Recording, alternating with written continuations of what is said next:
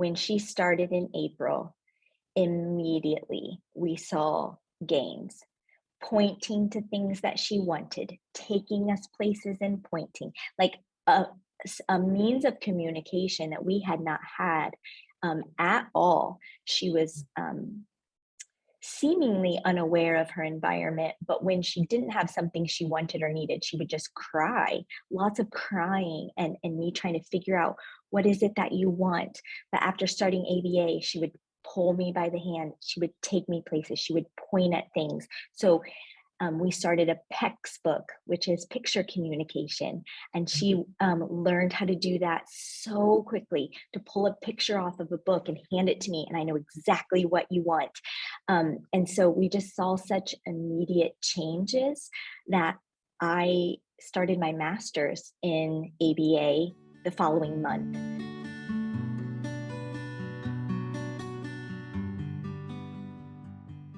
I'm so excited, and I want to welcome Sarah McClary to Mother's Guide, and we're going to visit today about Sarah's story and about her experience and why she became a board certified behavior analyst, and her progress with her own daughter who is living with ASD, and the progress that she made with ABA. So it's going to be a great interview. So welcome to Mother's Guide, Sarah. Thank you so much. It's so great to be here. Yeah, so I was reading about some of the work you're doing. I'm so impressed with your journey. I think this conversation is going to help a lot of moms, teachers, parents, grandparents, whomever is listening to Mother's Guide through Autism today. And so let's start, because we all have a story.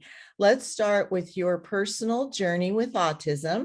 Would you tell us about your daughter, Leah, who is diagnosed with autism? And let's just start from the beginning and fill folks that are listening in on your story.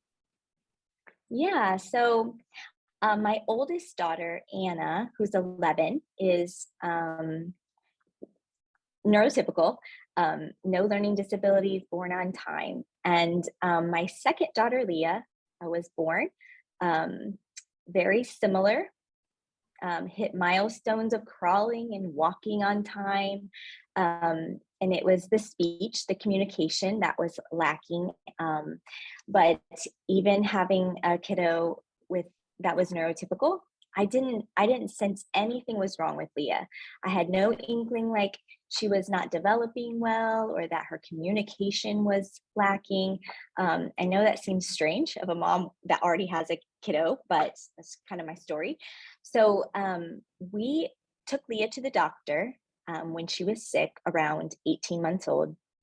And her pediatrician said, walking through those questions that they ask you at wellness appointments and doctor's appointments, how many words does Leah have? And I said, she doesn't have any words.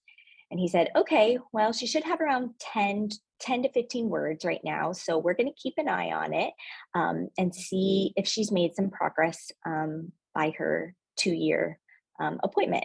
So we returned at her 2-year wellness check, and they said, how many words does Leah have? And I said, she still has none. And he said, okay, well, she should have around 50 words by now. So it was really his prompting and inquiring with me. I think, it might be a speech delay, but I think there might be something there. So I'd love to put you in touch with First Steps. So we live in Indiana, and it's therapists that come into your home. And so we started First Steps at 2 years old, and she received those services in our home. She had developmental therapy, speech therapy, and play therapy, one hour a week, every week. So 3 hours total. And over the course of that year, from when Leah was 2 to 3, we started recognizing some other differences as well. She didn't really socially interact with her older sister. She kind of isolated herself while she was playing. She didn't play with toys in a typical way, the way that they were intended to be played with. She has motor stereotypy, she has vocal stereotypy, so she makes noises. She likes to put her hand in front of her face. She would take figurine toys and put them close to her eye and run them by, So we started noticing some other differences as well as a lack of speech. And so her therapist, would speak into that when they would come for their visits, and I was always in attendance for those, and they would say, I think Leah might have autism. And as a mother, I did not appreciate that. I did not want them to tell me those things. And I was very defensive when they would say things like that. And I would think to myself, you don't even know her. You spend 1 hour a week with her, because she was always hitting motor skills on time. She ran, she played, she jumped on the trampoline, she swang. And so I just thought, she's going to start talking one of these days, and this is going to go away. So, I was pretty defensive throughout that year. But towards her 3rd birthday, when she was getting ready to age out of first steps, my husband and I had some hard conversations of, okay, what's the next step for Leah? She's aging out of first steps. What do we do? Do we enroll her in preschool? And where do we go from here? And so the therapist speaking into it and our pediatrician said, what is the harm in getting her assessed, evaluated for autism? And so I said, okay, you're right. We need to do it and know one way or another. And so we scheduled an appointment with Riley Children's Hospital in Indianapolis. And it was a 6-month wait. So we scheduled that in August when she was 2. And then she went in February, right after her 3rd birthday. And she received an autism diagnosis. And even though I had spent 1 year with her in these therapies and started noticing differences, that was one of the hardest days of my life. Putting a label on her and hearing that she has autism, something that cannot be cured, something that isn't going to go away. And that's heartbreaking as a mother, to in an instant, your hopes and dreams for your child change. And I would learn over the years, and I can speak to this later, those hopes and dreams come back. They might look different. But that day, that diagnosis, I didn't recognize that yet, but that was a really difficult day. So that's kind of how we came to our diagnosis. Challenging, but needed. I didn't know how much it was needed until it opened the door for resources that I did not have access to prior. Yes, and I generally ask this question and ask moms to share their story, because a mother's pain is a mother's pain. And that's why I do the work that I do, because I look back at my 32-year-old self when I heard those words and how devastating it was for me. And that's why I want to help moms heal their hearts, because it's hard to describe how devastating that moment is. And it's interesting because somebody asked me a question, and I've gotten this question more than once. And they said, well, your child was diagnosed in the 90s. So now there's so many more resources and people know so much more about autism. So do you feel like it's easier to get that diagnosis? And I'm like, well, I can't speak for every mother, but my hunch is no, because a mother's heart is a mother's heart. And it's devastating. It's not about the resources. It's about the letting go of the expectation in the child's future that you gave birth to, right? That you think, oh, Yes. we all have these stories about what our kids are going to do or be or whatever. And it's just like, you just get stuck, and it's hard. And there's a grieving process that we all need to go through. And I didn't have those tools to grieve. And so my story is it was more difficult than it needed to be because I didn't. So I love that you shared that. I think it's really important because anyone who's just starting this autism journey needs to hear that there's hope and that we were there one day too. And your Yes. precious child is 10 and my son is 30 now. So that just anyone listening, just take a breath and just know that that's why we do this show, to give support. And so I think I have a hunch of what those you just shared, how devastating it was. So those initial reactions and the big struggles that you can't even begin to know, right? I mean, they appear. Yes. What was your you shared your initial reaction, but what were your biggest struggles you experienced during that time? Yeah. So when we left that appointment, it was just, it all happens in one day. You go and they do some assessments and they do some things and then they print out a report and they hand it to you and say, here's your diagnosis. And we're recommending 35 to 40 hours of ABA therapy a week. And I got in the car that day and I said to my husband, I don't even know what ABA therapy is, and so you just feel so overwhelmed, like, from here? What do I do? How do I figure out what ABA therapy is? And so I feel like the biggest struggle is finding a community. It's like, what am I supposed to be doing? I'm here. I've got this paper. Now what? And so that's just what we did. We went home and we started researching ABA. We started locating facilities that were near enough to our home that we could travel to take her to and from every day. We toured facilities. We found one, and I can speak to this later. I'm still here. I work for the company. Love what we do here. But the biggest struggle was figuring out where to go next and then being okay with what that looked like. Mm-hmm. Because at 3 years old, me dropping my child off with complete strangers that were going to spend more hours of the day with her than I was as her mother, so difficult to trust them with her in their care. Those were some of the biggest challenges. Leah's very easygoing, so taking her in stores, taking her places has not been a real huge challenge for us until she grew, and those things became more challenging as she became more aware of, like, I don't want to go there, I don't want to be there, kind of thing.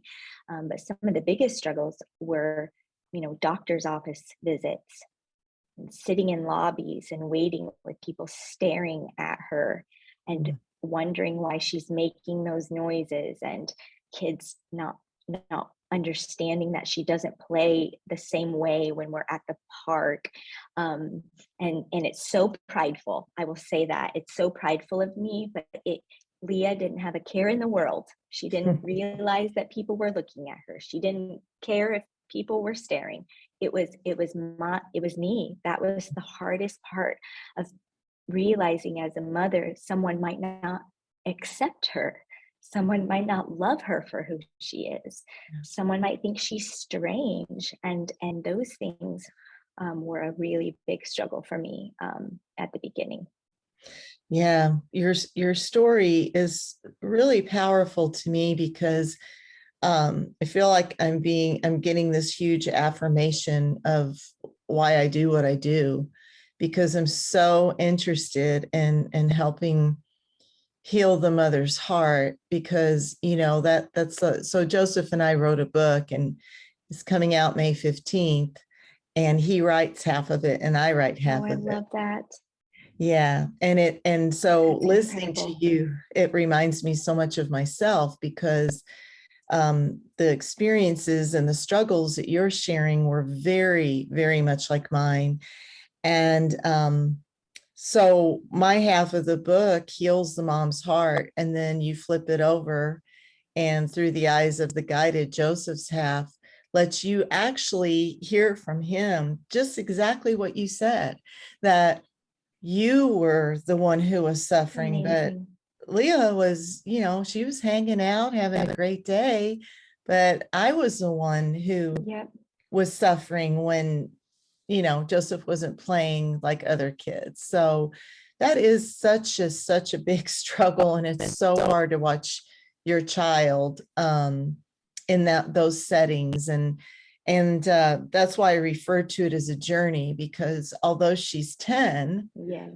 I'm sure that you still share struggles similar. It just may not be the playground, but it shifts, but it's the same pain. Absolutely. Yes. Yeah. Absolutely.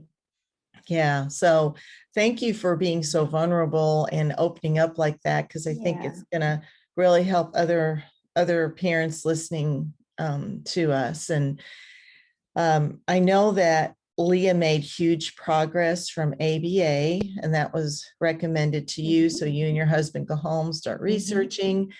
Tell us about the progress that your daughter made with ABA. And even for some folks, I know it's very common, and we're going to get to the debate over what's going on with ABA, but what was your experience with it? And tell us about what it is. So if a mom's at the beginning researching like where you were, tell Yeah. us about it. Yeah. So for us, locating several different centers and touring, I think was important for us. You get a feel for a place when you're inside it, observing and looking at the space. And so for us, Hope Ridge is one of the facilities that we toured, and we fell in love with it. When we walked in, they were welcoming. It was clean. People were dressed in professional attire, which doesn't it doesn't sound like much, but to me it was important. Like, okay, this is a signal to me that people know what they're doing here. The therapists were on the floor, kids were running and laughing and playing. They offered multiple therapies for Leah. So we have speech and OT in-house. And it's really collaborative care, which is important to me. And so I think at the beginning, finding a place where you feel welcomed and this feels right and good, that it was amazing for us. So once Leah started at Hope Ridge, and she got her diagnosis in February, and they had a slight wait list, which is the biggest problem, is getting services. Like, there's such a need. So she didn't start until April.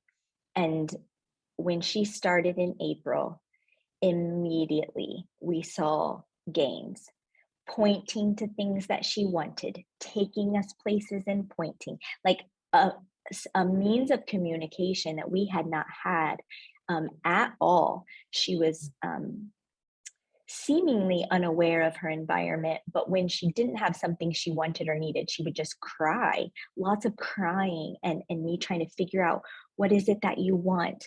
But after starting ABA, she would pull me by the hand, she would take me places, she would point at things. So we started a PECS book, which is picture communication. And she learned how to do that so quickly, to pull a picture off of a book and hand it to me, and I know exactly what you want.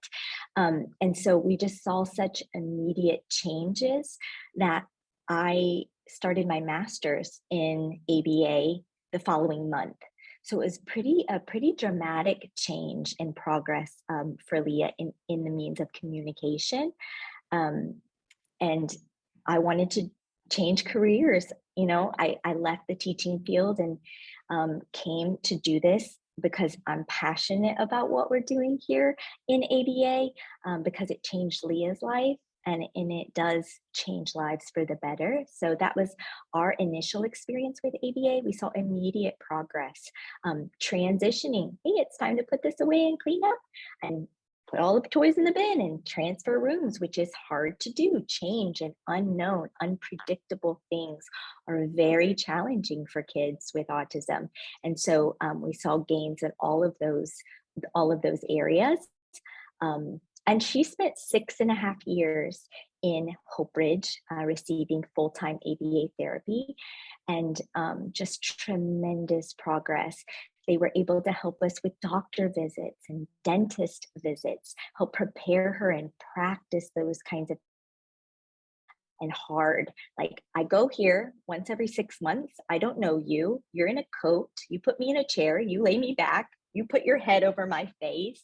And those things are terrifying to kids. Like, I don't know what you're going to do. That's unpredictable.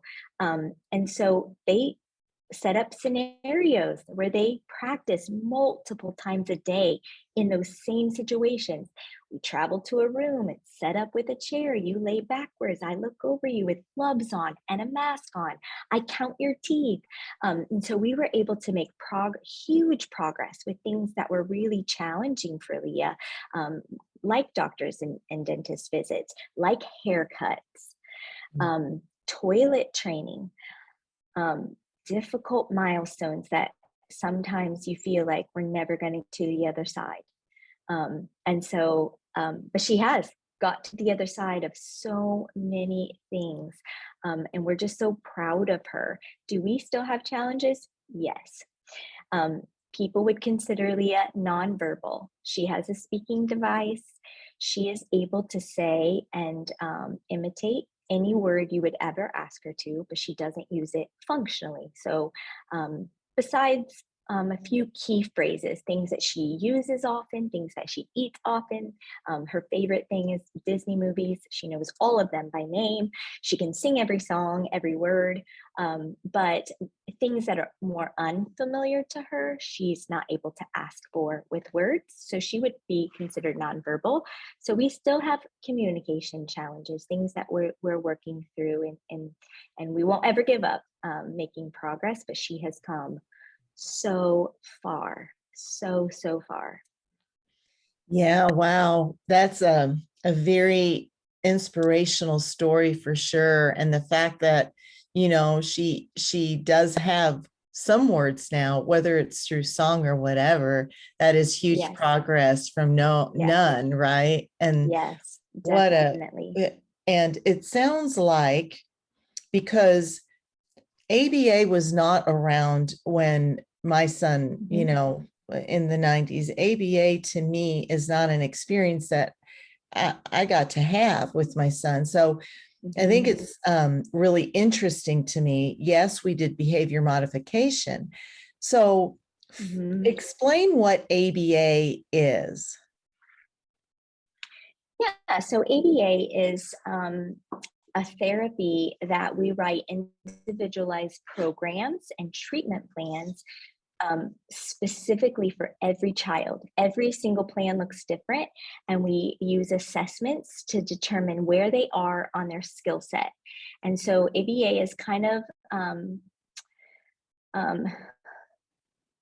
multi-layered. We teach skills that they're lacking in, while we are also decreasing challenging behaviors, because they kind of go hand in hand. When you're lacking communication, the only way you know how to get this thing that you want is to throw a tantrum on the floor. And so as we're increasing their skills, we are naturally decreasing some challenging behaviors that families experience that make life challenging. So we do full assessments on the kiddos, determine where they are on their skill set, and then we build on those skills. And it's one-to-one care. So every child has their own therapist all day.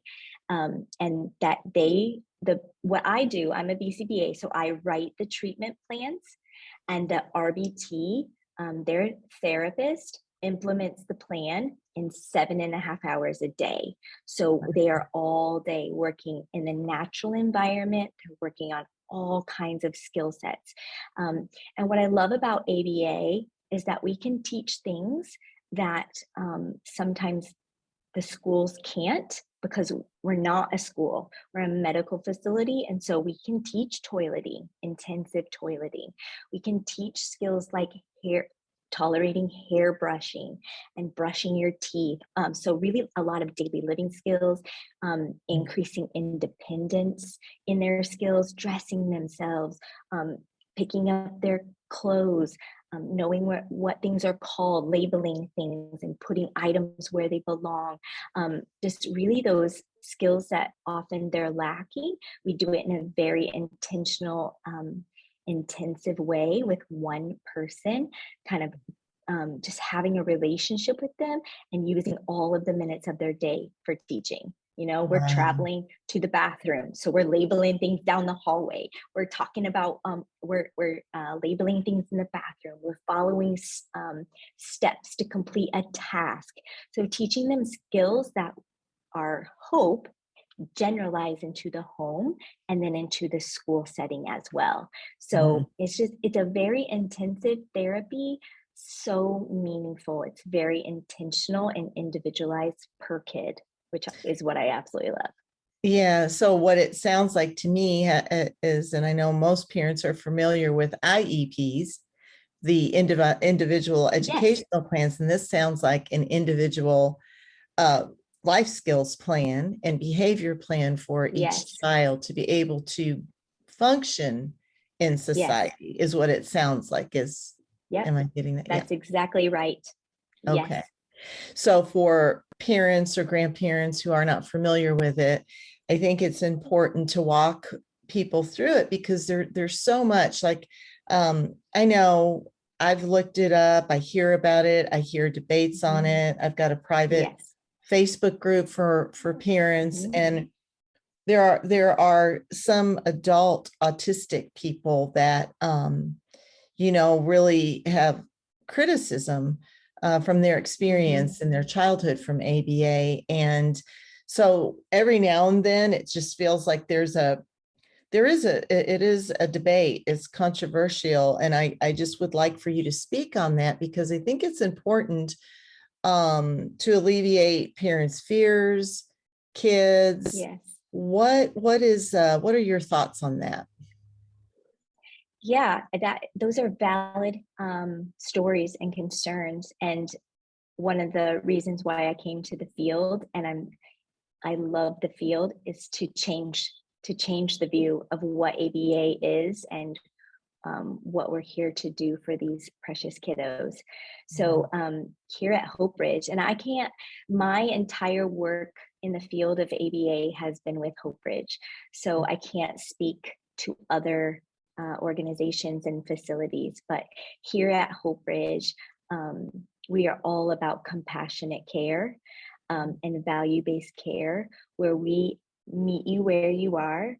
We understand your background and your history, other diagnoses that you might have that are additional challenges, past trauma.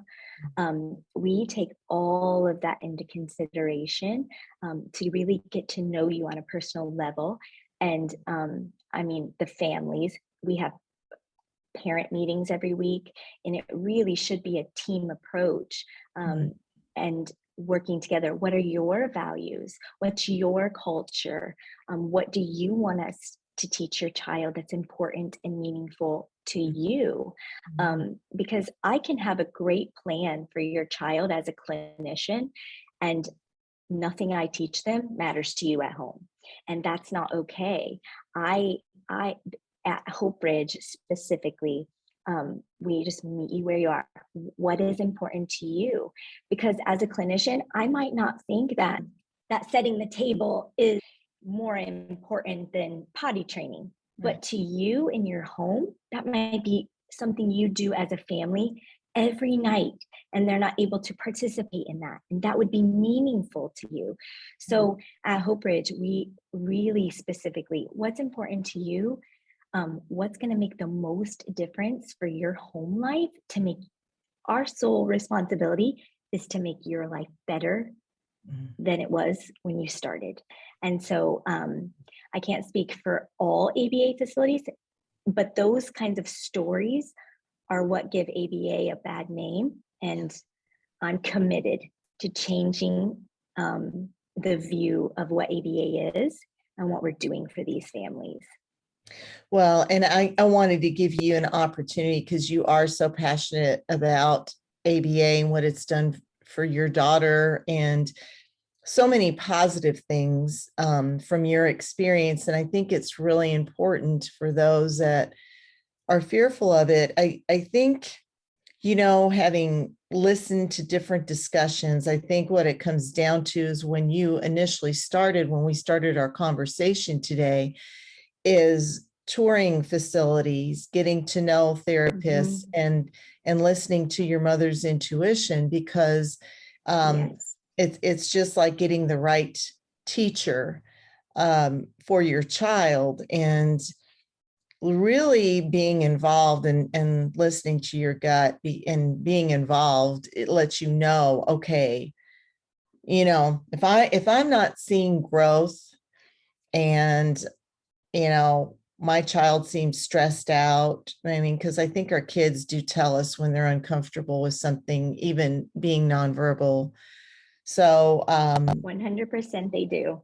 yes, so paying attention to those signs and your intuition and what's really going on.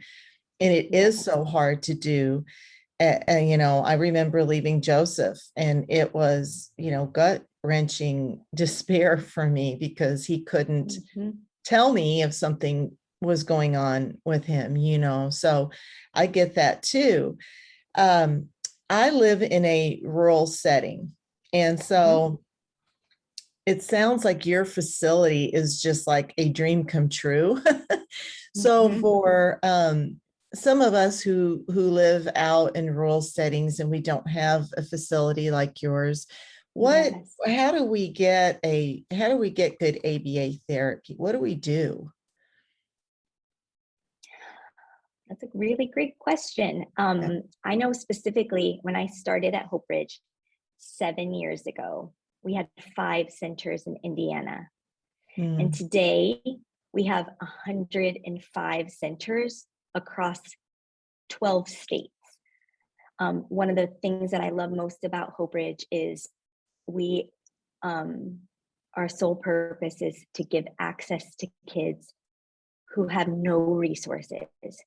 So we have whole teams of people who are researching which state, who has the longest wait list for resources and services. We're going there.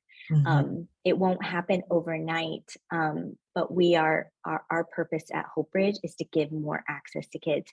And we are going to those places, those long wait lists, no other resources, and we're opening what we call cluster open. So we're not just going to a state and opening one center to say we're in that state. We're opening 10, 12, 15, 20, maybe we're launching 30 in Florida, because we want to go where there's no resources.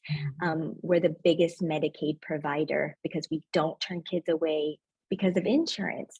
And I have to belong to a company and an organization who I can stand behind the mission and the vision of what we're doing. And it's always been Hope Ridge for me. And so I don't know. I don't know the answer to gaining access in rural environments, although look for in-home settings. We have settings that they will travel and come into your home. I know some states have a waiver program that you can sign up for. The wait list is too long. It's too long for our kiddos. But when you are accepted into that, you have access to resources that they will come into your home to help and things like that. Look into school systems. Schools have great resources. They look different than ABA, but they do have wonderful resources. And so we have some excellent schools around our facilities that provide good resources for our kids in a school setting as well. And their needs can be met in the school system.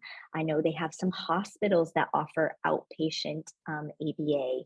So I know it's different per state, and that looks different in rural settings, but I am hoping that we can get to a place where every kid everywhere has access to resources that they deserve. Yes. Yes, I'm with you on that. So I'll jump on that wagon with you because Yeah. it is very difficult in a rural setting. And then as a mom who is willing to do anything, which most mothers are or parents, Yes. um, and you can't get access to it, it's extremely Yeah. frustrating because I have been there. And yes, there are more resources now here, but we have Yes. a long way to go in Mountain Home, Yes. Arkansas. Yes. And we have excellent Yes. education, we have excellent teachers. And what's interesting, and I think you'll probably find this all over our country and really probably the world, is that teachers want to help these kids, but they Yes. don't have the resources either. Yes. You are absolutely accurate. Yes. That's one thing that I love about working in the field of ABA, doing what I'm doing now, because I feel like when I was in the general education classroom, my heart has always been naturally drawn to those kids who struggle. And Mhm. so I often felt like I should be sitting down side by side, helping you through this. And yet 24 other kiddos relying on me in the classroom setting, I wasn't always able to do that adequately. I knew it in my heart. And so ABA has been for me exactly what I was missing in the classroom. One to one, sitting down and just giving and devoting all of my attention and my time to one patient. Yeah. Um, and so that is something, you're right. They want to, they don't have the resources and they have a lot on their plate, a lot of responsibilities and a lot of Yeah, kiddos in their classroom. they do. And it's I love doing this podcast because I get filled up. I'm passionate, but then to be in your passion makes me more passionate. And Yeah, yeah, what I love experiencing over and over again is watching a mom who really is helping so many other children because her child was helped. So we find these resources and we see the growth in our own children. And then, yes, now how can I help other moms? How can I help other children? And so I really appreciate your passion and the work that you're doing. And I would love to know what some of your biggest lessons that you've learned as a mother raising a child on the autistic spectrum might be. wow. Compassion Mm, and yeah. patience. Um, some of Leah's milestones have just taken years, to be honest, hours and hours and hours spent feeling like we're never going to get there, but having the perseverance and the patience to keep going every day. It's hard. Mm, Living a life with children is hard, but having a child with special needs is difficult. And mhm, I often feel, to be honest, sometimes my heart is too big to do the work that I'm doing. I feel too much, but that's exactly why I need to keep doing it. But I have so much compassion and empathy for these families who live very difficult lives. mhm, Um, and it's been so rewarding to me to be able to connect with them on a deeper, different level mm, than some other BCBAs might, because they don't have a child with autism. They are doing great work in our field, but there there's something to be said about sharing a conversation and a parent meeting to say, I'm right here. I'm living in the trenches with you. It's hard. There's probably very few parent meetings that I've had with my patients' families that I have not cried. I'm a very emotional, big emotion person. But there's a lot to be said about meeting people there and saying, I feel you, you can do it. I'm going to help you through it. We're going to get to the other side. And so for me, biggest learning, just having compassion for people and being very slow to judge others. Yeah. Oh, I love that. I think those are great lessons. And if you had one piece of advice for a mother, what would that be? Find a community. Okay. Find a community of people who are living similar lives to you, Yeah. because otherwise you feel like, I'm in it alone. Yes. This is a very isolating life. Yes. My friends don't understand. People lose friendships. They don't have family support. Find a community of people who understand your life, who will let you vent on the hard days, who will give you encouragement that this is something you've done. Mhm. It's not your fault, and who will hold your hand through the hard days. Yeah. Because I have those people in my life, my husband, of course. But one thing I love about working at Hope Bridge in this field is that everybody gets it. Yeah. Everybody I'm with all day, every Mhm. day, get it. And so it's like I surround myself with people who understand. And I wish the world was more equipped with people who understand everywhere. Mhm. Um, and so sometimes I get lost in my little autism bubble here. I live with a child with autism. I go to work and I work with kids with autism. I work with behavior analysts that work with kids with autism. And so I did have a mother one time say to me, "Isn't that just too much autism?" And I said, "Maybe for some people, not for me. Yeah. It's my whole heart. I love the work that we're doing, but I couldn't do it without my people." Yeah.